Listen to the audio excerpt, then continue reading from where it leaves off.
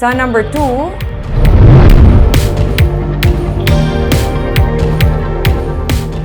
SIM card registration period nga magalawig sang 6 ka bulan ang ginsuguran na. Ngalan, address, gender, kag date of birth upod sa government-issued ID ang kabahin sa mga requirements sa mga cellphone users para makaparehistro karon nga ginsuguran na ang pagpatuman sang SIM Card Registration Act.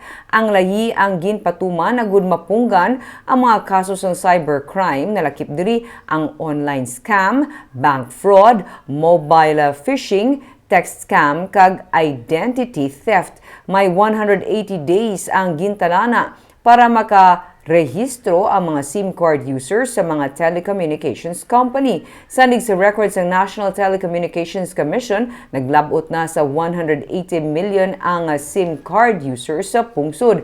Gani nagapaanda man sa ila ang Department of Information and Communications Technology batok sa mga fake registration links nga sarang pa makapangbiktima. Bangod may mga lugar man nga mahina ang internet signal, nagmando na ang pamunuan sa Department of the Interior and Local Government sa mga LGU nga maghatag sang assistance sa mga SIM card users nga yara sa remote areas. Ang mga SIM card nga hindi marehistro ang iga-deactivate makaligad sang registration period.